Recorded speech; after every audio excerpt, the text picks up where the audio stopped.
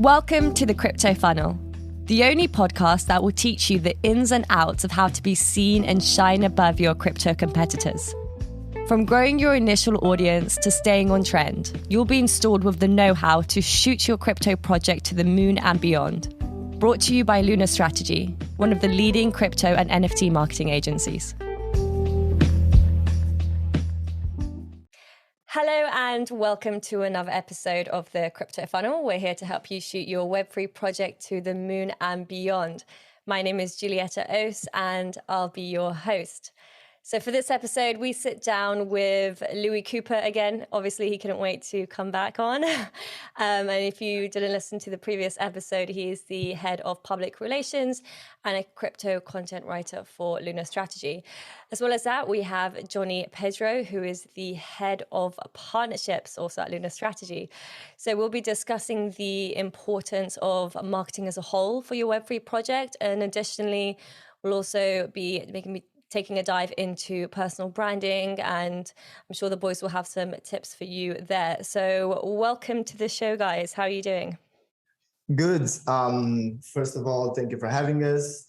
I'm Johnny, so everyone can recognize my voice. I'm head of partnerships at Lunar. I joined around 3-4 months ago, and basically my role is to, handle clients, come up with strategy, work with Louis as well on the PR side, so we can provide like the best strategy for the clients, and then also doing a bit of like business development and lately some personal branding on Twitter as well. Brilliant. And what about you, Louis? What does a day in the life of you look like? Well, from last podcast, it's pretty much the same as that. Waking up, checking Twitter. Yes, of course, waking up, checking Twitter, attempting to start work, and then, we'll check Twitter again. But in all seriousness, no, mainly just creating and publishing the best content we can for clients. Awesome. All right, so as always, I have an icebreaker. This one's pretty broad, but I'm keen to get the answers from both of you on this. What would you say is the most helpful advice you've received thus far when it comes to just Web3 in general? Is there some golden nuggets that you've received that you've really grasped onto and would class as the best piece of advice? I'll let Louis go first on this one. I was about to let you go first. For this, you guys can have a think. And should we? Would you be able to narrow the question down slightly? Want me to narrow it down? Okay. How can you narrow it down more than that? It's like the golden nugget, the best golden nugget you have to like be in crypto, or like to check project and stuff like that. Okay, the golden nugget is not something that someone told me, but it's to always think critically. Like every single time you read something in crypto, you have to think for yourself and understand whether that person who's saying that has a bias. Even if they don't know about the bias, you could find that out yourself. So I think that's number one most important thing. I think that is crucially important and something that's definitely overlooked. So I think that's a fab bit of advice there, Louis. Thank you for that. What about you, Johnny? What's your golden nugget? I would say ignore everything that's on YouTube, or at least most of it. Initially, I think that's like the go-to platform for people that are trying to learn about new projects and stuff like that. I think like to understand fundamentals is fine, but like to find out new projects where you might want to invest, you need to understand that there's a whole market behind. Influencers need to get views, they need to get clicks, they need to get like projects to pay them to promote. So there's like second intentions there. So for me, the best advice would be to go to Twitter. And basically what I did for myself is like, I started following 300 people. And then I would manually check how they're doing, how well and accurate their opinions are, what sort of like big profiles follow them to see if they're like credible or not. And then I would reduce from like 300 to 150 and then follow another like 150 and then narrow it down again. So I think that's like the main thing is like, if you're looking to like learn, YouTube and like Google is fine to search for stuff.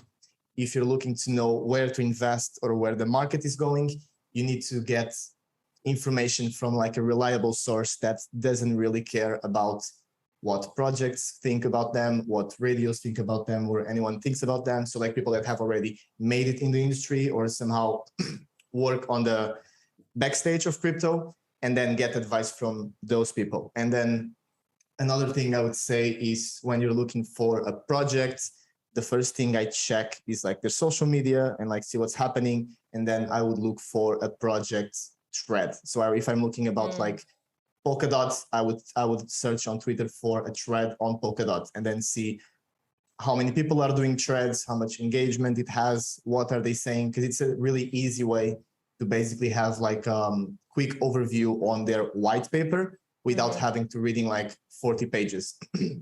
And then the second thing would be to just assume everything is sort of like a scam, because everyone can promise like everything and then say this is tokenomics, this is like our funding, this is our team, we're going to do this, this and that. But then especially with like play to earn games, it was just a bunch of like trailers and then a lot of stuff didn't happen. So I started paying a lot more attention on the white paper, on checking the whole team on LinkedIn, if they have any like previous experience in the area they're working, or if they just completely switched and made a bunch of money and now they're trying to do like an NFT project. So I would be, careful when reading like credentials and promises. And that's pretty much my take on it. Oh, brilliant stuff there. I really like the strategy there you have for Twitter. So anyone, I guess, starting into crypto, I think that's a fantastic way to go about it. Have some people you're following on Twitter and really analyze them. That's brilliant. And Lou and I were discussing echo chambers in the last episode. And I think with like the YouTube point you touched upon, absolutely. When I first got into crypto, I spent a lot of time on YouTube, a lot of crypto banter, and we know where that takes us. A lot of, just FOMO at the end of the day, and that's not good. That's not good. It's not what you need. Yeah, exactly. Especially on Twitter, there's a bunch of like memes going on, like YouTubers with like more than like 500,000 followers, where every time there's a dump, they're just calling it's going to go up. Every time it goes up, they're calling it's going to go down. So they just have no idea. They just want to get like clicks and views. So no one has an idea, right? No one has an idea. That's it. Yeah, it's always up, down, or sideways. So if you want to like but you can say your like if you're following an influencer and they say their prediction, okay, but if they can back up their speculation with some sort of like tangible research that they've done, then that's like they're making an educated guess. If I just make a video on Bitcoin and say Bitcoin go up, and I don't say anything why, like, is there anything happening? I just say, no, price will go up, then of course. And I find it, there's a bit of hate on people that don't understand how predictions should be. So some guys that are like quite experts, they sort of give a prediction that basically says, if this happens, it's going to go up. If this happens, it's going to go down. And there's like a bunch of like meme comments saying like, yeah, of course, it's always like sideways, up or down, but that's how it's supposed to be. Like if certain things check the box, then it's like an indicator it's going to go up. If it's like different indicators, then most likely going to go down. So it's never like you just know what's going to happen. You have to watch the market. So I would give more credit to people that don't claim they know exactly what's going to happen. Yeah. Agreed. Wonderful stuff. All right. So tell us how you both got into crypto in the first place. I started with Coinbase, I think like 4 years ago, and I bought a little bit of Bitcoin, and then I sold a little bit of Bitcoin, and I really didn't know what was happening. Then I think 3 years or 2 years ago, I started investing a little bit through Revolut. Then I started watching a bit more YouTube, and there was this guy called something crypto that had like quite a big channel, and he was starting to talk a bit more about some projects that were not on Binance. So I eventually started to go to like Twitter and find out more about these projects that are not mainstream yet. And basically I started seeing a lot more content that's valuable on Twitter compared to YouTube, because on YouTube they pretty much just give like an overview of the project and they say, oh, it could do 50x, it could do 20x, it could do 100x. So with YouTube, the narrative is also sky is the limit. This project is amazing. And then on Twitter, there's a bit more realistic approach. So then I started getting a bit more interested towards DeFi projects, low cap gems on KuCoin. NFT was never my thing, just because it involved a lot of like attention on Discord groups, on Twitter, on like everywhere to be. I have to check the whitelist, then the date for this, then the date for that. So I was always preferring like checking the project fundamentals, the white paper, and getting a bit more details on that. So my preferred thing now in crypto is pretty much KuCoin gems, like low cap DeFi projects. And that's the same with you, Louis, isn't it? Yeah, similar. One thing that Johnny said about the YouTubers was like they have to push that each project's potential is limitless. Otherwise, I think the type of person who's looking on YouTube all the time for projects is not going to click on a video saying like humble 2x, because those are gains which are massive elsewhere, but in crypto are not massive. And I feel like on Twitter, they have the option to be more objective, and people actually care for that. You know, it's not just about creating hype for a project, although I have something to say about that, which maybe I'll talk about it later. Yeah, you can throw it out now if you like, or you want to leave it to later. I'll throw it out now. I think I've already been introduced about how I got into crypto, but essentially, like, I think what is kind of happening on Twitter and what we're seeing is that traditional shilling is changing to products have entire armies of people behind them which are interested in the project. And I'm unsure like how many of these people are actually big holders. Because for example, like if you're holding less than $1,000 of a token, I simply cannot see someone putting like day in, day out content on Twitter to promote a project. So it's very curious to me. I don't know what's happening. Maybe do you know something, Johnny? No, I agree with you. I'm with you. Yeah, something is definitely happening, and I think in like 2 to 5 years time we're going to find out what happened, and it's going to be, well, maybe it will just continue to happen, but we'll see. Oh, interesting. All right, yeah, let's keep an eye out for that one. All right, fascinating stuff. So, Johnny, you threw out NFTs there really, really quickly. So is that something that you are not interested in at all? I mean, this question goes for both of you. Are NFTs something that you have delved into at all? Do you own any? Or are you just really not interested in... I do not hold any, not because I hate them. I just happen to not hold an NFT. I think investing in like cheap NFTs per se, it just requires a lot of time, and it's pretty much all about hype. So I would actually feel more comfortable buying like a blue chip that's maybe like 5K or 10K or above, that has like a really strong community behind, already developed, and has already been through like 1 year after launch, or like a year and a half, 2 years, like more of a long-term vision. So in that scenario, I would be investing in the company and on the founders, like what potential I believe they can make it. On the other side, like for different industries, such as like music or hospitality, or just like content in general, I think there's a lot more potential compared to like PFP projects that have like a play to earn game, then they have merchandise, then they have a giveaway, then some webinar with a famous person. So my first take is always, if someone's going to drop an NFT, what's the direct benefit or utility that I can have as a holder? So a lot of times they drop these like 5,000 NFTs, and then 500 people can get access to this, and then the other 4.5K don't get anything, or get potentially access to something they potentially could invest, which is like red flag for me. So the way I would see NFTs being successful is where they're using the technology and not as much the hype. So for example, for like festival tickets, or if an artist wants to drop a song and wants to turn like the backend royalty into an NFT, then that has like direct value because it's more like a lifetime membership pass that gets you access to something, and it happens to be limited access. So for example, if I'm an artist and I do music, I could fractionalize 10%, 15% of my, like all of my earnings. And this could be like concerts, merchandise, royalties from music, stuff like that.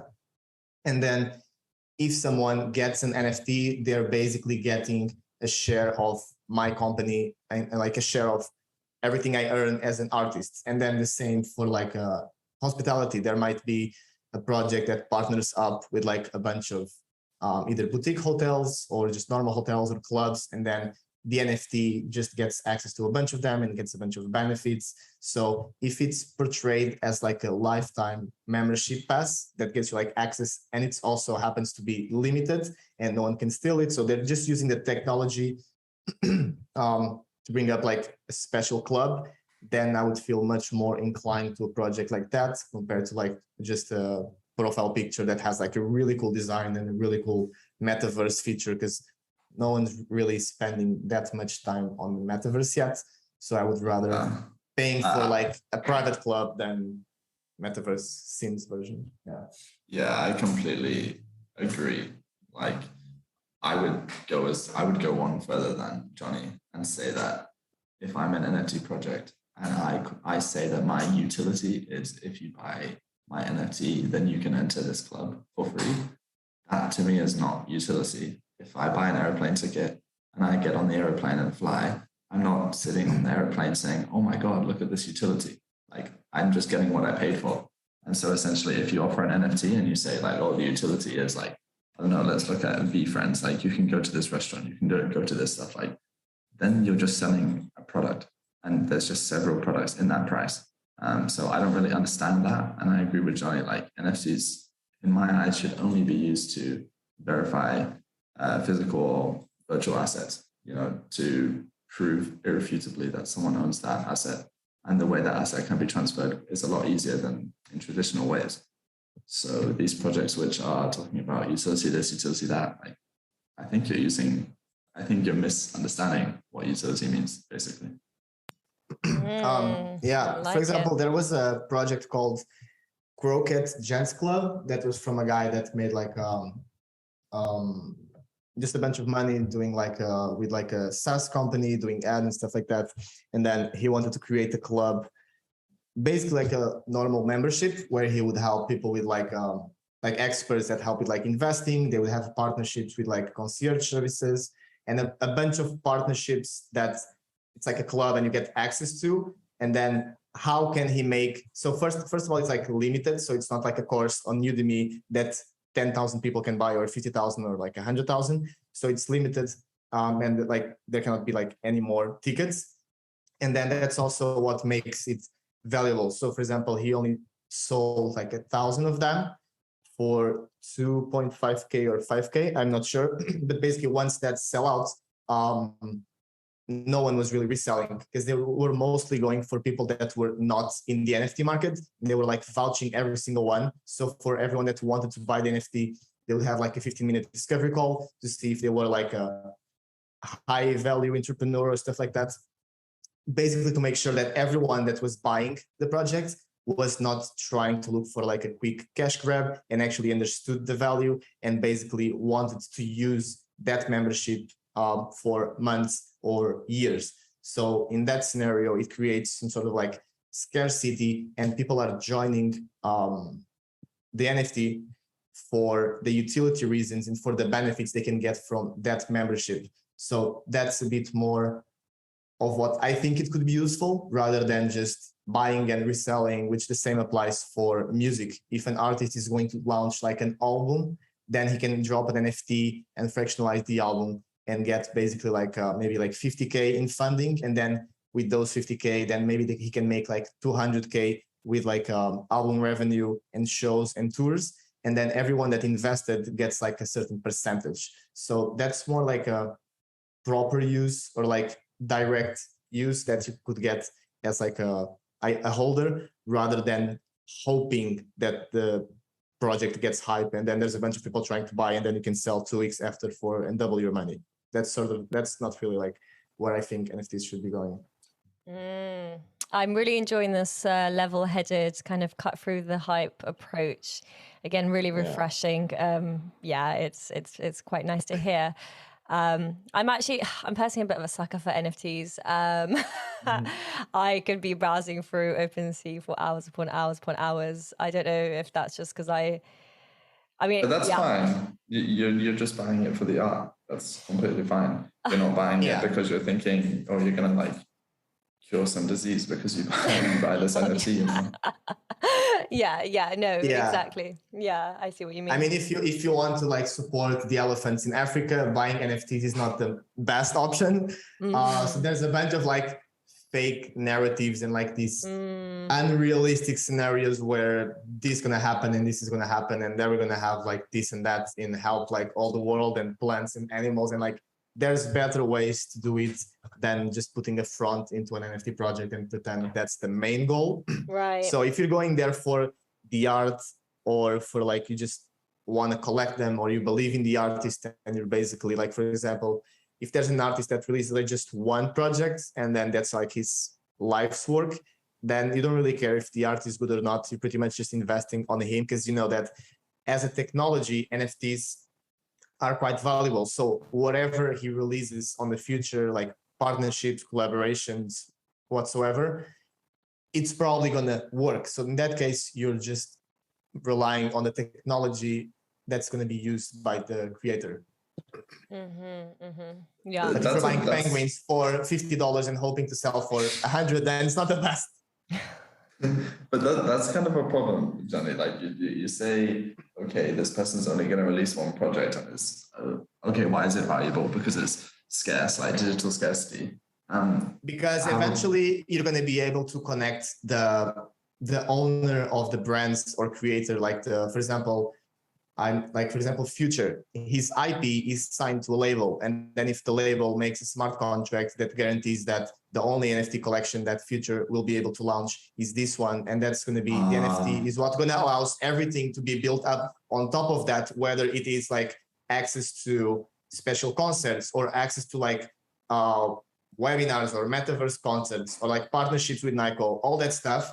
If it can get to a point where the NFT is connected to the IP, then it's valuable. Otherwise, everyone can just say, oh, this is my life works collection, but it actually means nothing. But the same for the artist. If the artist actually is signed to a label and their IP is connected to like one agency that controls all the revenue, then it's valuable for like a fan to invest on the project and actually get value like long term. Like, I'm not sure if this is 100% possible yet, but once there can be smart contracts that make sure that the contracts, like the NFT, are only associated with the artist and they cannot just make like more and more collections, then it's sort of like a seatbelt that safeguards your investment. Yeah, I think that is like almost impossible, but I understand what you mean. Like if there was some way you could confirm that, like for example, I don't know if you're like Floyd Mayweather. I think he's done like 5 different NFT projects now, and they're all just pump and dumps. I love it. Like it's crazy. If you're getting scammed by him, like 5th time around, that's on you. That's not even on him. Yeah, there's one called Opulus that's trying to do that on a bit more small level, where basically if an artist wants to drop a song, then the IP of the song gets connected to like their agency and their Spotify and revenue sources, and then he can get like 20K. He might say, I'm looking for 20K, and then I will give 50% of the revenue of the streaming for those 20K. So if someone invests like 10K, then they will directly get access to 25% of like whatever stream revenue comes from the artist. But until we get to that point, it's pretty much just promises that are somewhat hard to keep track of. Fantastic stuff there. So we're actually really running over time. I think I'll only be able to ask no, I'm enjoying this so much. I was actually just thinking, I think we're definitely going to have to do a part 2 because this interview is going to cut off in the next 7 minutes. So I'm going to throw out another question or two if we can. And then I think we should definitely get a part 2 scheduled in where we can delve into personal branding a bit more, because I think there's a lot we can discuss there. So let me just throw out another couple of questions in relation to marketing. So in simple terms, why is marketing so important for a Web3 project? And then add on to that, which segments of marketing would you say are the most important when it comes to Web3? So would you say if that's influencer marketing, social media, whatever? Yeah, give me your opinion on that. And then, we'll probably have to wrap it up and get a part 2 in. But yeah, give me your thoughts on that, guys. Go for it, Louis. I would, based on my own perception, I would have to say building your community. I think a lot of people assume that if you're marketing your project, especially on Twitter, etc., around these spaces, that it's instantly a scam. And I feel like maybe the conversation we just had before, where that doesn't mean it's for every project. I genuinely believe that someone can be marketing a project because they believe that their project is very good, because it will provide future value for the investors, so I think we've seen with a couple of our own clients, building that community so that if the project begins to work by itself and market itself by itself because people believe in the project, that's the main thing that projects should be focusing on, instead of a lot of other things which I see, which are maybe not the best return on investment for themselves, provided that they believe in their project. Nice one. What do you think, Johnny? The question was, why is marketing so important? Or yeah, so why is it important? And then which segment for marketing would you say is the most important when it comes to Web3 marketing? I would say first is to understand your audience. So for example, if it's an NFT or play to earn project, Discord is going to have a big impact on what people take from it.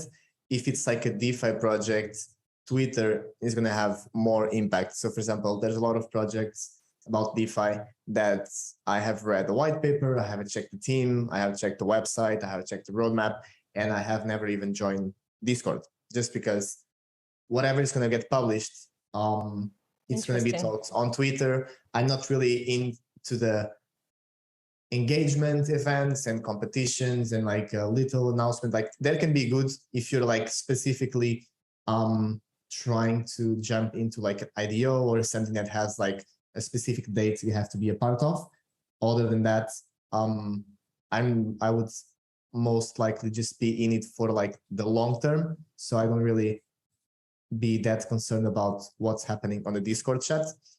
And then another thing where I think marketing is quite important would be a combination of paid ads, but PR, not so much PR, more the content writing and influencers. So for example, I see a lot of projects, especially DeFi low-cap projects, that are at the moment most focused on building, not so much on marketing. But even when they start to activate marketing, there's a big gap between their white paper and all their fundamentals and the value they bring and what they have been working on and how much people and engineers and physics and stuff like that is behind the team and what we can actually see on their Twitter. So a lot of times they're just coming up with these huge words that no one understands. And then they hope for people to go on their Twitter page and then on their website and then on their white paper and then read a 50-page document to understand the project. And that's just not feasible. And there's so many options right there that it's key for a project to close that gap by coming up with their own Twitter threads. And I think this is one of the reasons why Twitter threads get so much engagement. It's because it's a really hard skill to basically put a white paper and the fundamentals of the project into blocks of 280, 240 characters while still making it visually appealing and with emojis and with stuff like that, but also presenting it in a way that we know that there's a lot of like technology that they're not going to understand. So you can still make it in a way and using metaphors and like present it in a way that they can have a clear idea of the project. And I think one of the most important things right now, especially when everyone is quite skeptical and the market is going sideways, is to really build up that step by step where they can get a first impression on Twitter, then they can check some threads and get like a simple white paper. Then maybe it's going to take them to read some articles or blog posts, and then eventually they're going to read like the white paper or the full website, and then they're going to invest. So another thing that I've seen some projects do that not a lot are doing, and I think it's like a must, it's having a green paper, or I'm not sure how they would call it, but basically, yeah, I know that's Key RDO, Credo. They even had 3 white papers. So they have like a full one, then they had a white paper, then they have like they call it green paper. It was like a 10-minute read. So that's something that you can also add there as well, is that having like the duration of the white paper on the website, so that people can know, oh, okay, I can read everything about the project in 5 or 10 minutes. Okay, then I can decide for myself now, and then if I want to, I'll read like the one that's like half an hour or 1 hour. So to make it easier for people to understand the whole project, thus being able to decide if they want to invest or not. That's my take. Awesome. I think we're literally going to cut off in less than 60 seconds. Guys, this has been absolutely amazing. Right, we're going to do a part 2. Confirmed? Brilliant. Yes. Yeah, because I have so many more questions to ask you. You both have been absolutely amazing. Thank you so much. Thank you for having us. Your details can be found on lunarstrategy.com. I think your LinkedIn and your Twitters are on there. If you enjoyed this episode, please leave us a rating and share with someone you'll find of use. Thank you so much for listening. Until next time. Peace out, guys. Thank you very much.